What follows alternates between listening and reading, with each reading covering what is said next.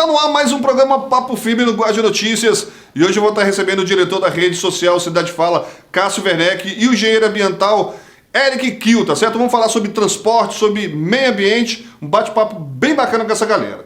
Fique ligado e continue mandando sugestões, críticas, elogios aqui pro programa Papo Firme. Vai estar aqui embaixo, meu amigo Ednei Torres vai botar colunapapofirme@gmail.com, colunapapofirme@gmail.com. Lembrando que o programa Papo Firme tá toda terça-feira, das 8 às 10 da noite, lá na Rádio Federal, tá certo? Vai estar aqui embaixo também, radiofederal.com.br. É isso aí, galera. Vamos lá, Papo Firme tá no ar.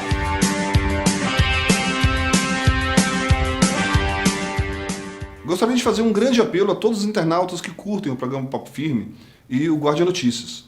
Está desaparecido aqui no Distrito Federal, desde o dia 9 de agosto, o jovem estudante universitário Felipe Dourado, tá certo? Eu conheço a família dele e é uma família que está sofrendo muito, né? Então, a gente está pedindo aí, se você viu, se você tem notícias, porque a gente sabe a importância das redes sociais hoje no mundo e como a gente sabe também que esse programa, outras pessoas de outros estados, até de outros países, também assistem o Papo Firme. Então, vai estar aqui a foto dele, ó, Felipe Dourado. Se você tiver alguma informação, o Ednei Torres vai botar aqui os telefones, tá certo? Durante todo o nosso programa, a gente vai deixar a foto do Felipe Dourado para você marcar bem a fisionomia desse jovem e poder ajudar a acalentar, né, essa família que sofre bastante pelo desaparecimento desse jovem, tá certo? Se você sabe informação, por favor, ajude. Fica essa dica aqui do programa Papo Firme. Valeu, galera.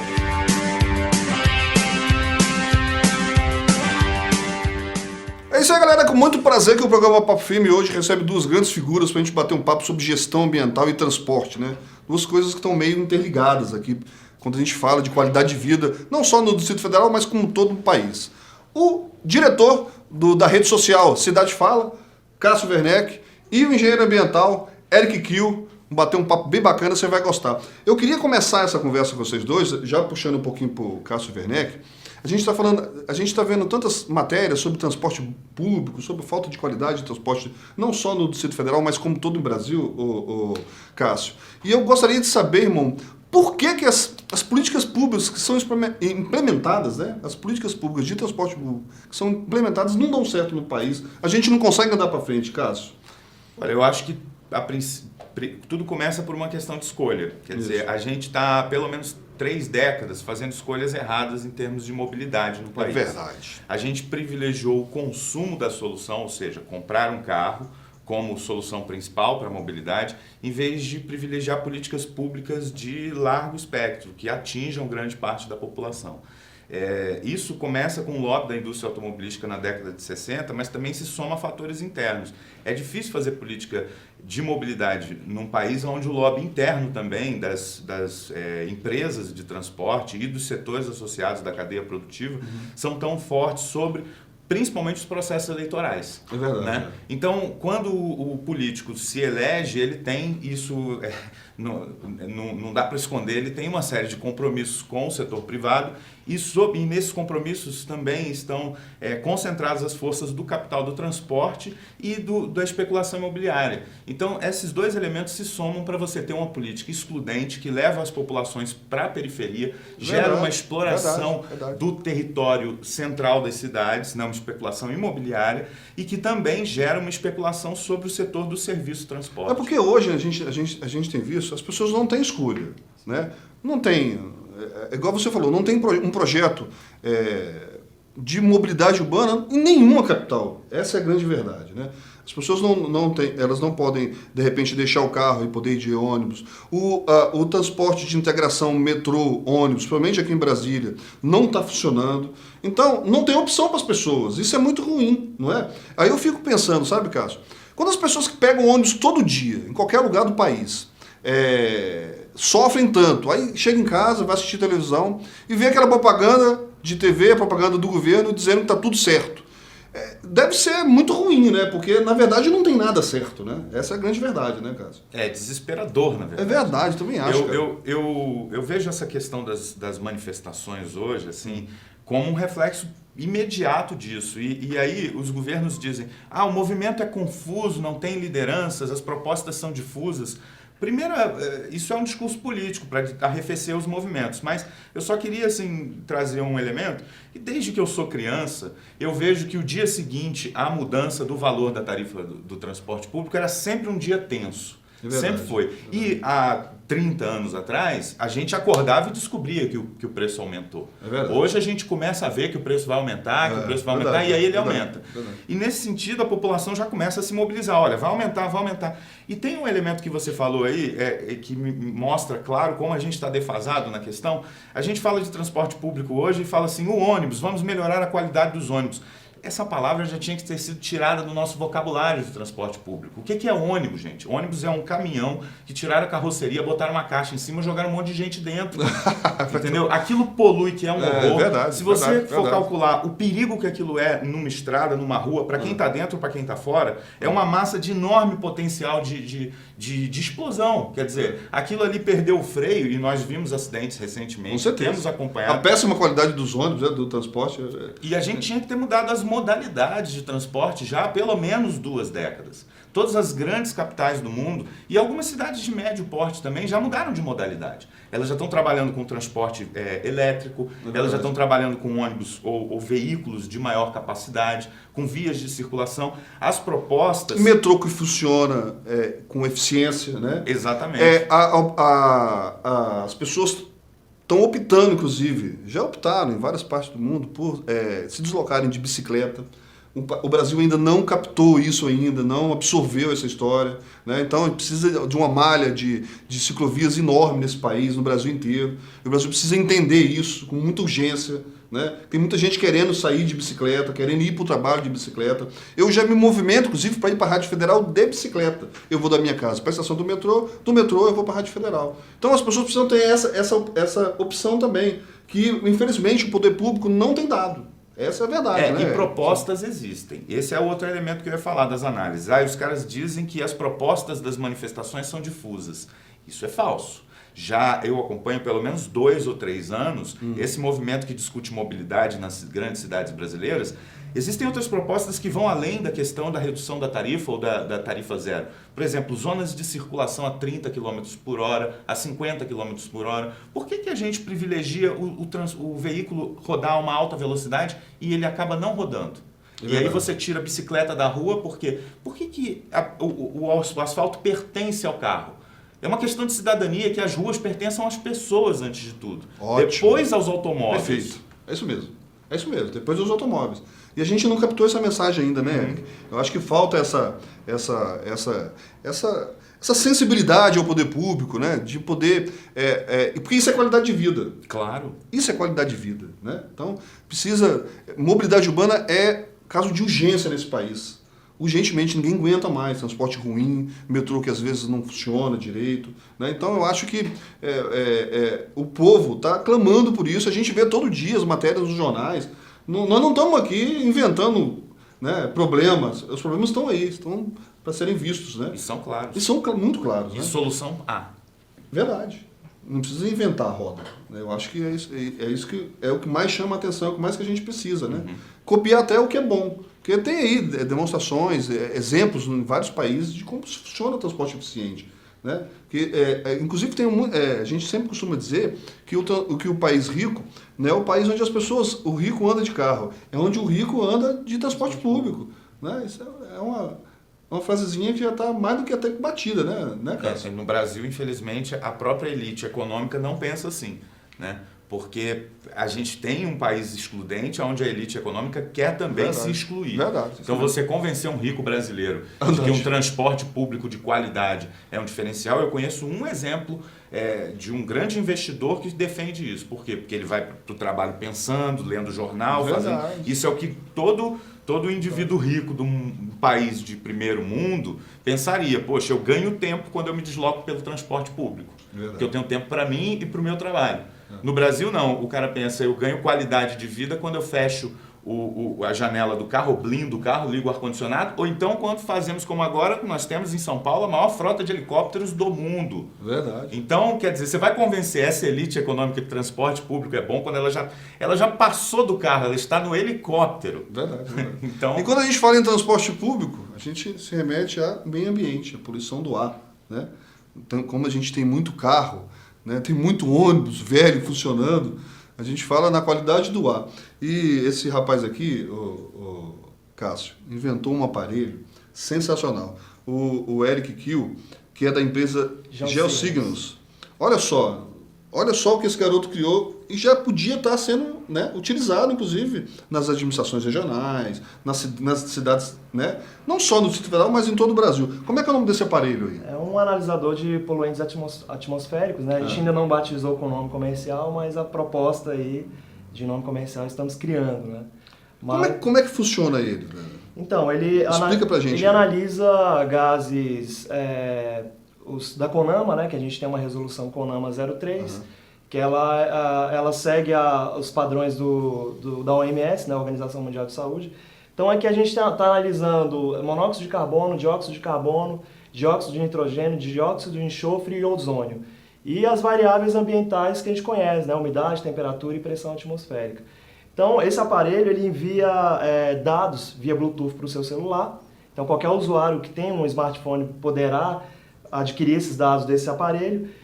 Ou quando você não tem uma rede 3G, você pode armazenar esses dados, ou quando você tem um 3G ou uma rede Wi-Fi, você pode descarregar esses dados na rede, que ele tem um painel que vai receber esses dados. Ou seja, nesse painel já existem os dados que o governo disponibiliza, que é censo, todas as informações demográficas, informações de saúde, informações ambientais que o governo gera, aí, volumes grandes de informações, e a gente vai poder cruzar com essas informações aqui. Ou seja, hoje em dia já tem a tecnologia da Google. Que legal, cara. Que ela tem ela examina para você o tráfego, né, nas regiões. Então ela diz se esse tráfego está pesado, se ele está um tráfego moderado, ou se ele está um tráfego livre, né? Então a gente usando essas tecnologias agora, a gente pode cruzar com esses dados e dizer quais são as regiões mais poluídas de qualquer região, no nosso caso o DF. Mas em qualquer região do país e do mundo a gente vai poder analisar isso em tempo real. Então, assim, ele gera dados de 90 em 90 segundos, né? Então, a gente tem uma precisão bem maior do que as redes tradicionais têm aqui no DF, né? Então, são redes que já estão... Ou seja, isso aqui é um aparelho que você pode ter em casa. À medida que no seu carro. No meu carro. No seu carro. Olha só que legal. O governo, você não apresentou essa proposta para o Estado? A gente já apresentou, mas como existem as redes tradicionais, isso aqui ainda precisa ser validado, como a gente já está validando dentro da academia, né? Dentro da UNB. Então, assim que a gente validar, a gente vai poder dizer precisamente que esse aparelho aqui, ele faz aquilo com uma exatidão grande em relação à análise desses poluentes, né? Hoje, se a gente fosse... Eu quero aqui, porque a gente está no Distrito Federal, qual seriam as áreas, né, mais poluídas, né? Você já teve algumas cidades, você me falou... Hoje, quais seriam as áreas mais poluídas do Distrito Federal? Você tem noção disso? Então, pela prática que a gente teve desses dias, a gente andou pela L4, pelo Eixão, pelo setor comercial, pela rodoviária, então são esses pontos que têm maior circulação que se apresentaram como pontos críticos aqui no DF. A rodoviária do plano piloto. Rodoviária do plano piloto. E não esquecendo que não só os poluentes atmosféricos são problemas, os particulados também. A gente vê a crescente demanda dessas regiões para condomínios, né? Então tem alta compactação do solo, então elas levantam particulados. Esses particulados também são problemas para a saúde humana. Então não só os gases, as poeiras também, que a gente conhece, né? Particulados em geral. Então eles também são problemas de poluição atmosférica. E é outra coisa que a gente está engateando, né? Eu acho que a gente avançou um pouquinho, mas ainda falta sensibilidade do gestor público para entender essas situações todas. Eu falo por isso, eu falo porque a gente, aqui no Distrito Federal, nós temos vários parques, né? Várias reservas que estão constantemente ameaçadas pela especulação imobiliária, né? Então, eu acho, inclusive, que falta muita gestão ambiental. Eu defendi, inclusive, conversando com o Eric, eu defendi que toda administração regional tinha que ter um assessor em gestão ambiental, para poder orientar a população nas áreas de transbordo, né? na gestão dos parques, né, coleta seletiva, né? E, inclusive, o próprio Eric tinha dado uma ideia da criação em todas as cidades satélites, em todas as cidades brasileiras, de uma estação, né, meteorológica e atmosférica, né? Como é que funcionaria isso, mais ou menos? Na verdade, esse é um primeiro produto de uma série de outros produtos, né? Então, ele vai integrar uma rede de monitoramento atmosférico e meteorológico. Então, o próximo produto que a gente está criando é um analisador de particulados de granulometria 10 micrômetros, né? Que é o PM10 que a gente conhece. E o próximo passo seria uma estação portátil de meteorológica com variáveis de dados de temperatura, umidade, velocidade do vento, entre outras. Então, ela seria uma rede maior do que só esse aparelho. E a ideia disso é que a população conheça o meio ambiente, porque a gente tem hoje em dia um analfabetismo ambiental, né? Ou seja, inclusão. A gente tem uma rede de internet em todas as cidades, praticamente as pessoas acessam e tem smartphone, então por que não usar essa onda do momento do smartphone, do mobile, da mobilidade? Isso é legal, né, cara? Para alimentar uma rede, ou seja, já que o governo faz de uma forma tradicional, vamos dar uma alternativa para que outras redes também alimentem esses dados, né? E que outras pessoas interajam com essas informações e que você que está ali coletando seja um entendedor também daquilo que você convive, daquele ambiente que você convive. Então a ideia é participativa e colaborativa, é que a população entenda o ambiente que vive e o que respira, né? E entender que isso tem prejudica a saúde. Dependendo dos níveis de poluição que você respira, você está ali sendo afetado pela poluição daquela região, né? Então a ideia é essa, colaborativa e participativa. Eu acho bacana isso, porque isso tende a trazer evidências claras para o indivíduo que está sofrendo com os problemas da poluição ambiental sobre as causas do seu sofrimento, porque eu sou asmático, eu sofro muito com isso. E sempre que você vai para o hospital, todo mundo fala, é a seca, é a seca, é a seca. Desculpas tradicionais e soluções tradicionais que no Brasil são assim, você consegue resolver o teu problema, eu que me vire para resolver o meu e ele que resolva o dele. E a gente tem que começar a pensar em coletividade. E essas redes que estão se constituindo, seja a rede deles ou a rede, várias redes que estão discutindo questões de mobilidade e meio ambiente, elas estão começando a trazer a consciência para o indivíduo. Se a gente não recebe educação do Estado, nem para saber o mínimo da alfabetização das letras, a alfabetização ambiental também não virá por essas vias. Mas esse processo de conscientização a gente pode construir coletivamente. A educação é um bem nosso. A gente pode se educar, a gente não precisa ficar esperando que o Estado venha nos trazer. Porque só o Estado não dá conta, né? E às vezes não se interessa. Não se interessa, quer. é verdade. Quando a gente fala do clima de Brasília, tudo quando tem problema respiratório, tudo é o clima de Brasília. Eu não tenho dúvida que o clima de Brasília realmente interfere, né? Nós vivemos aqui num deserto com um lago no meio, né? Mas realmente a questão da poluição. Brasília é uma das cidades brasileiras com o maior número de automóveis. Né? Uma frota de ônibus velha, né? que solta poluentes aí, toneladas por dia. Então eu acho que com o clima seco, essa união clima seco e poluentes agrava muito mais a situação do Distrito Federal, né? E a ideia é que esse aparelho ele seja uma resposta e criação de dados, né? Desenvolvimento desses dados para tomada de decisão do poder público, ou seja, a partir do orientar momento, eles, né, cara? Políticas públicas. A partir do momento que você tem dados de meio ambiente, de poluição, você pode fazer correlação com dados de saúde, ou seja, atendimentos em relação ao trato respiratório, por exemplo, doenças do trato respiratório. Então, você vai poder ter um poder de fiscalização de atuação maior nas áreas, né? Beleza. Porque você tem dados. Transporte público, andar de ônibus, um transporte público, eficiente, né, é qualidade de vida.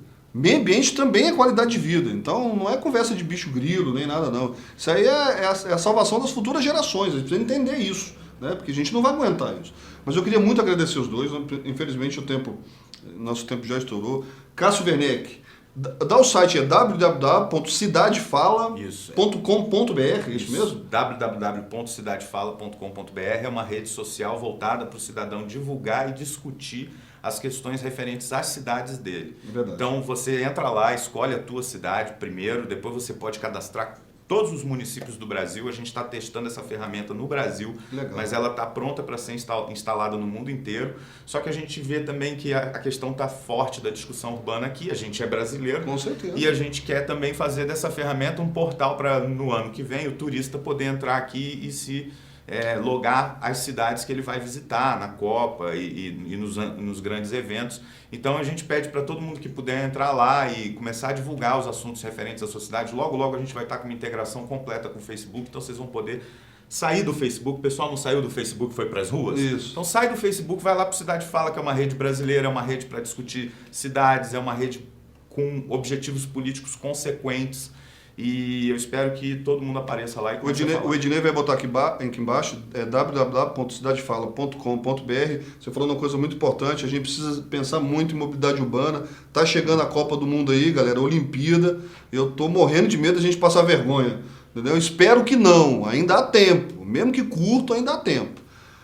Se a galera quiser conhecer os projetos do Eric Kiel, da Geosignos, como é que faz? Entra aí, dá o site aí pra gente. Nosso site é o www.geosignals.com.br e a gente tem uma página no Facebook que é www.facebook.com/geosignalsbrasil e lá tem todas as informações, todas as outras reportagens e projetos que a gente participou até Legal, agora. bacana. Ótimo, muito obrigado, Cássio, Eric. Galera, valeu, obrigado por essa oportunidade de estar com vocês aí do outro lado do computador, aí, internauta que curte o programa Papo Filme. Valeu, galera. Fui.